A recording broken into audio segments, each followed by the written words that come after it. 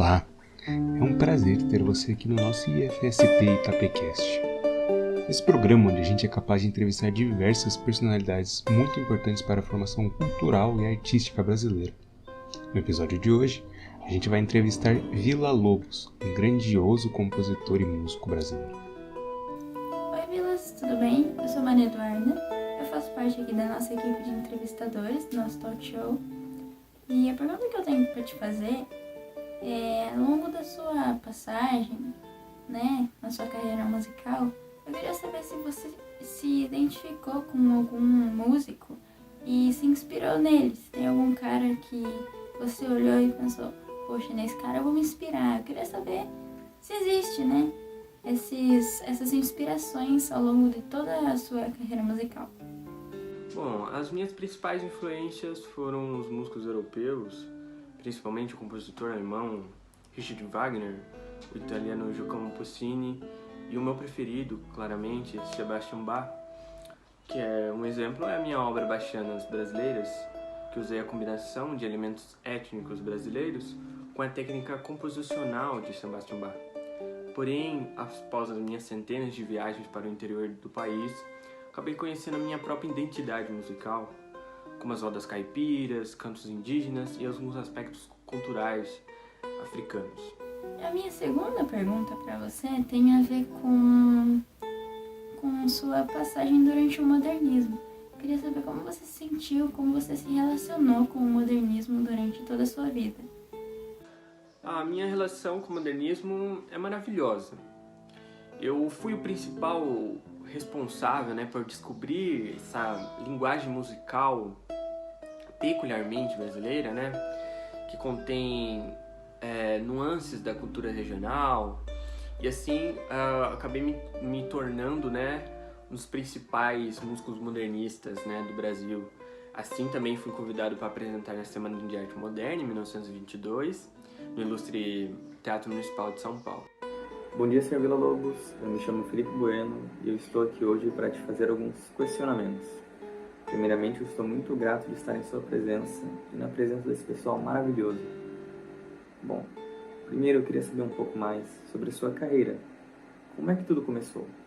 Teve alguma influência familiar, alguma influência de amigos, colegas, professores ou algo do tipo?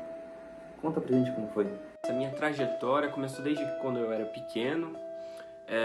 Mesmo que minha mãe queria que eu fosse um médico, estudasse medicina, meu pai, ele já era um músico amador e ele começou a me ensinar um pouco de música, me dar instruções na música e adaptou uma viola para eu aprender violoncelo e eu comecei a ter aulas, de música. Comecei a aprender a tocar violoncelo, então aí eu comecei a tocar em bares, teatros, restaurantes, no Rio de Janeiro, quando eu era jovem ali, e então eu comecei a me apaixonar por isso e que começou assim, minha trajetória, Assim fui começando a estudar música e até o certo momento. Uma outra pergunta que nós adoraríamos fazer para o senhor é em relação à sua apresentação na Semana da Arte Moderna. Nós gostaríamos muito de saber como você se sentiu, como foi a sua experiência naquele dia. É uma experiência e tanto, estar em frente a tantas pessoas.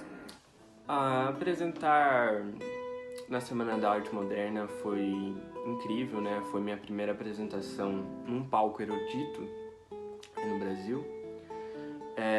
Infelizmente, no último dia ocorreu um problema, que o público começou a me vaiar, pois eu estava utilizando um sapato e um chinelo, um em cada pé, pelo um problema que eu estava machucado no meu pé, onde o público ficou um pouco espantoso, mas nenhum problema a mais assim ocorreu, foi maravilhoso, foram 3 dias de apresentações espetaculares para mim.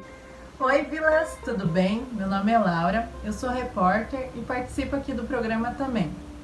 Primeiramente, eu queria dizer que é uma honra ter você aqui hoje e que eu sou uma grande admiradora do seu trabalho. Minha primeira pergunta é, quais foram suas principais composições e o que elas representam para você?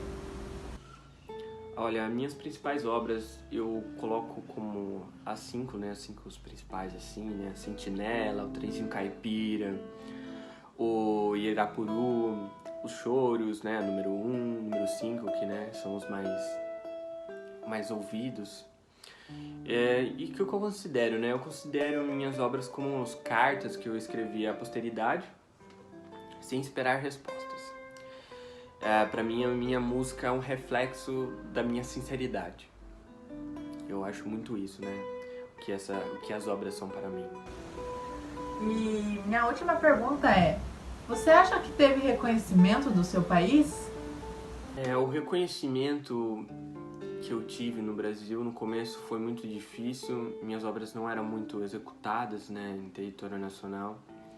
Depois da minha turnê pelos Estados Unidos, pela Europa, onde que eu fui prestigiado por apresentar nos melhores teatros, onde os melhores músicos executaram suas obras ali, eu tive muito reconhecimento fora do Brasil.